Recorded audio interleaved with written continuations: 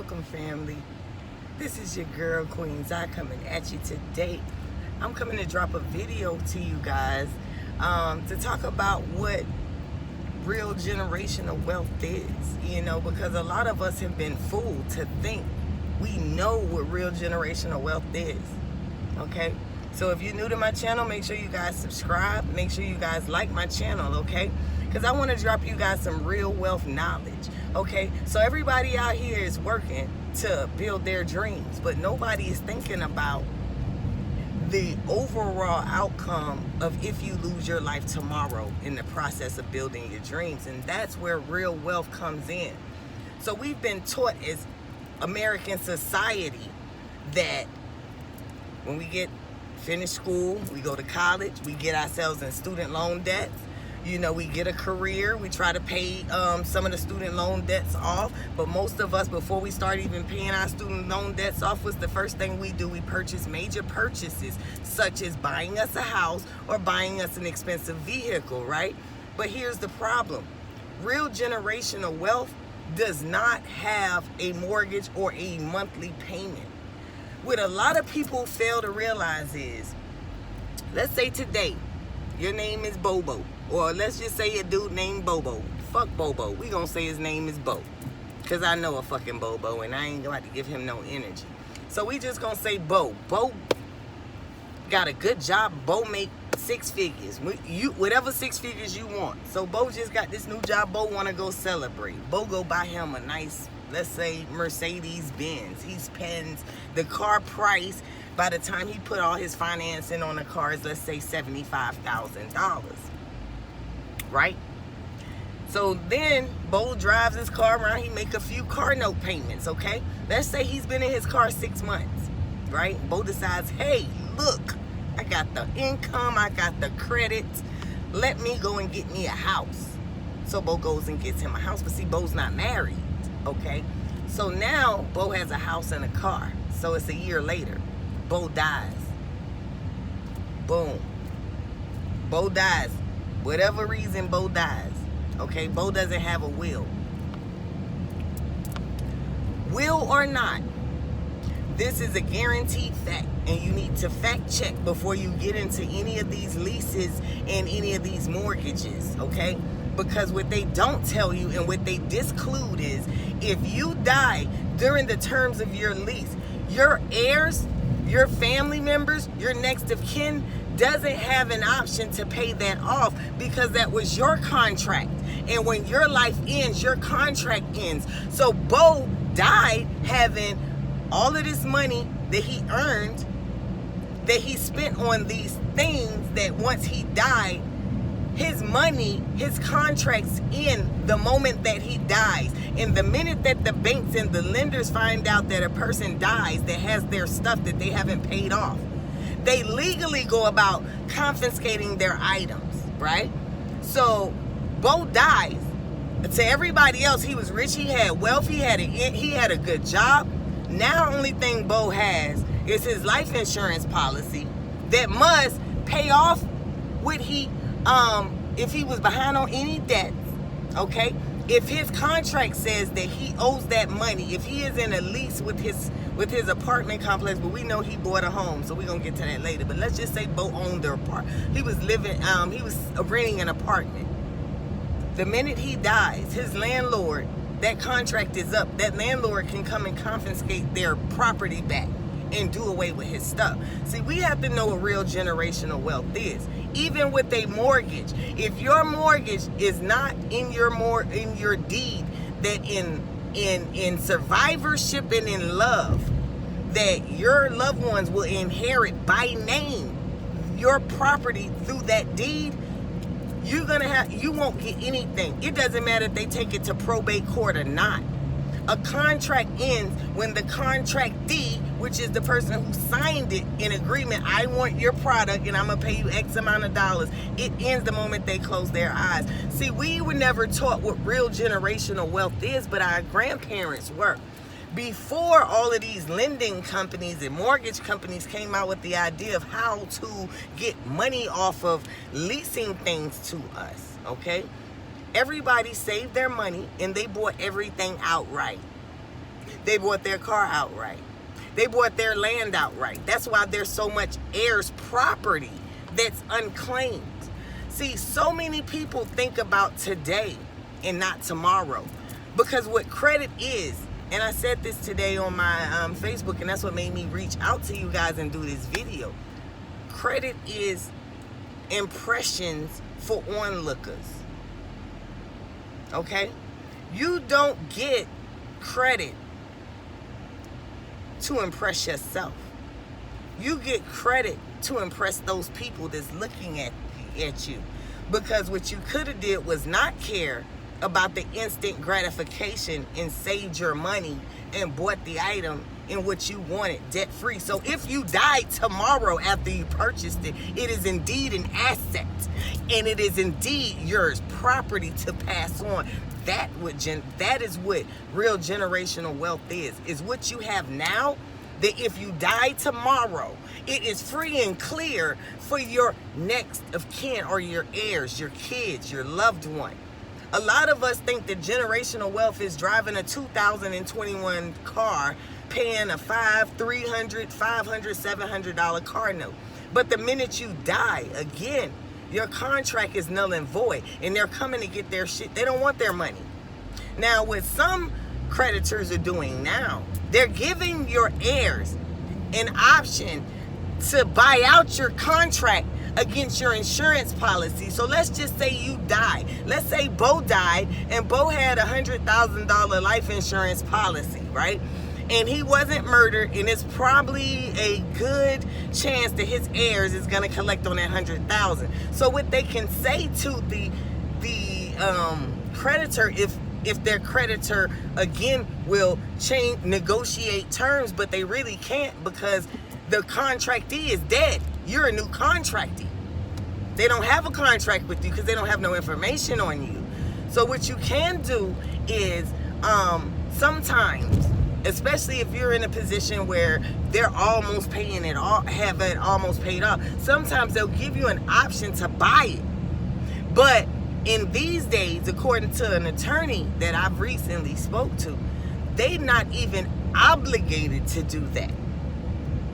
So we need to understand what real generational wealth is. And when you're really out here, doing things for your kids, you need to do it where they're paid off. Period. If you're paying a note, that is not yours. It's not inheritance. It's property. It's not generational wealth. It's none of those things. What it is a debt.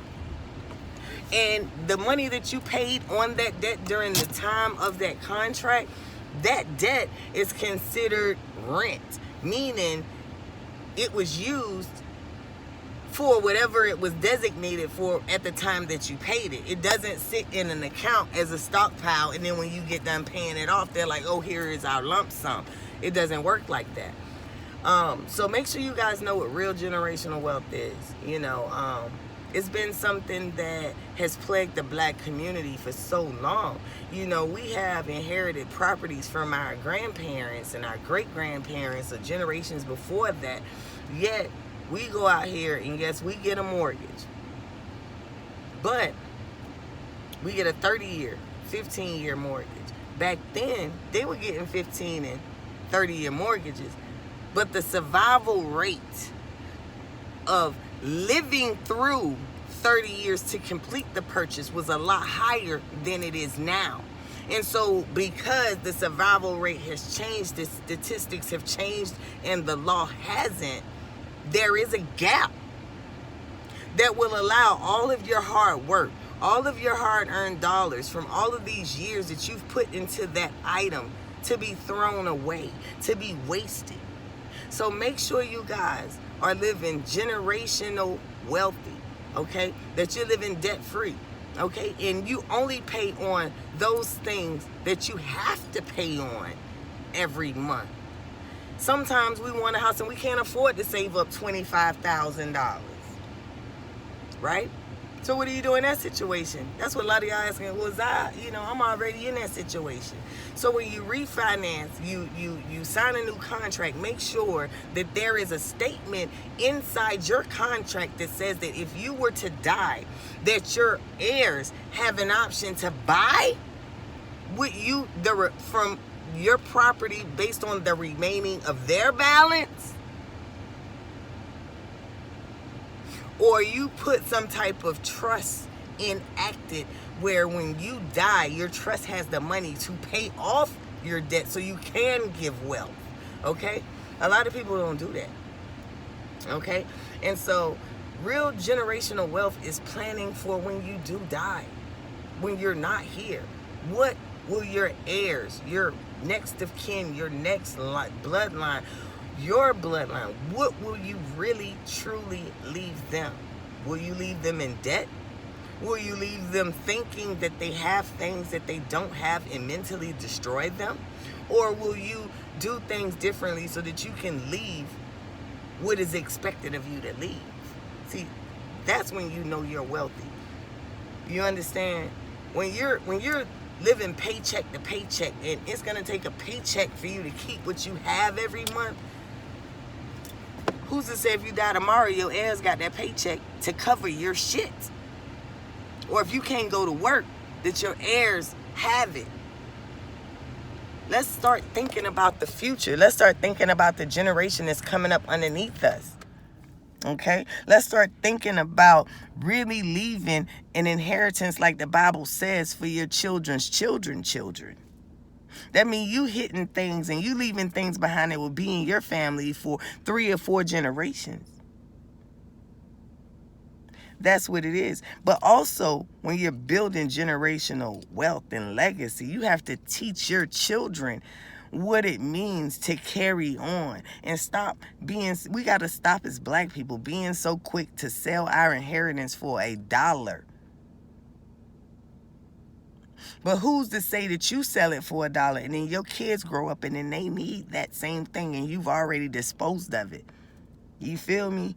That's not what your ancestors left it for you to dispose of it. They left it so it'll stay in the family forever. And that's what our goal is. Our job as parents are to leave generational wealth that hits our children's children. And then, but before that, educate our children to not sell the inheritance, but to multiply it out. You feel me? So if I had a piece of property, for an example, and this property was inherited to me and I already have my own house. I have no reason to be in this house. I have no reason to live in the house, but I got a house. Best thing for me to do is to either A, turn it into an LLC and allow it to draw its own income to pay for itself and I don't have to touch it until it's needed. But if we needed the house, it's still in the family. If it needs to be repaired, a new roof, the money is already there. It's just a matter of keeping it up. We gotta be smart. We get stuff from inheritances and put strangers in our shit. When you got 18, 19 relatives of yours that might be homeless. You feel me? So it's one of those things where we have to know what to do, what generational wealth really is, how to really have things for our children's children, and stop living for right now. Because if you live for today, and tomorrow comes and you don't have what you need, today was just a waste. So learn how to build generational wealth the right way. Live debt-free. Acquire things debt and payment free. It's a lot of older people out here that's, has plenty of resources that their kids don't want, need, or don't care to be bothered with. So one way you can obtain generational wealth is to go and try to buy stuff from people that's already paid off. It's no way in hell you gonna buy a house that already got a mortgage on it and you gonna pay it off before the person that had the mortgage on it before paid it off. It's no way that's gonna happen. It just don't really happen that way. It's rare instances it does happen, but 9 times out of 10 it's not gonna happen. So you have to know how to build generational wealth. And then once you have generational wealth or you inherit generational wealth, you got to know how to maintain that and how to keep it in the family. We got to learn how to plan for our demise better as black people. We are finger fucking our kids for generations and generations, all on our selfishness or our financial ignorance. It don't make no sense to drive around in a brand fucking new car, and if you die tomorrow, all the money you put in that car is going to waste. That don't make sense to me. But if you want to impress people, because I know some cars that don't got no car notes, that's pretty new, maybe not brand spanking new, but shit, if you make good enough, if you make $100,000, it should be nothing for you to live off $50,000 and save $50,000 and buy you a car outright. That's all I'm saying. That's all I'm saying, y'all. I'm just trying to keep it real. It's one of those things where you need to really understand what we are truly, what is truly required. A lot of people, a lot of these rappers, have wealth or money in the bank. And guess what? People blow through faster than anything else. Cash money. So instead of wasting your life insurance on people that's going to spend your money, invest. Have your life policy signed over to a LLC and have a board over that LLC that you can trust. Hire experts to be on your LLC, even if you have to pay them out of the LLC. Hire experts to keep it going. Because one thing about those experts, if they're in a contract, they will grow you and not destroy you, because they have to honor the 4 corners of that contract. So it's very important. But what I was saying about the older people, when they got stuff, I forgot, let me go back to that real quick. When they have items or, properties and stuff, and their family doesn't want to be bothered, now you can go negotiate. Well, you were just going to let it go to probate, or, you just sitting on it. You let me pay the property taxes for it and put some money in your pocket. Let me give you $10,000 for it. You're not using it, and I'll pay off all the property taxes on it. How long have you owned it? I owned it 10 years. So for 10 years, I'm going to pay you all the taxes that you paid on this property for the last 10 years and put $10,000 in your pocket. Would you sell me this property? They will. You giving them money back that they would have not gotten back no other kind of way. Of course, you got to be a good business person. But handle your life like a business. If you die tomorrow, is your car going back to the to the dealership? Is your home going back to your landlord, or is your mortgage going back to the bank? Because if you don't fucking know, it's your job to fucking know. Why the fuck are you paying on something that if you in facto die early? These motherfuckers get everything you put into it and you get nothing, your heirs get nothing. Consider what you leave and how you leave it. Consider what you have, because tomorrow, if you go, if that shit that is supposed to be passed down to the next generation, survivorship, the word survivorship is not in your lease, is not in your mortgage, is not in your financing for your car. Just know that if you die tomorrow, all that you invested in that thing is gone, because the contract ends the minute your heart stops. And you can believe that. Okay? So peace, light, and love, family. Remember, Build generational wealth the proper way. Assets over liabilities. Peace, family.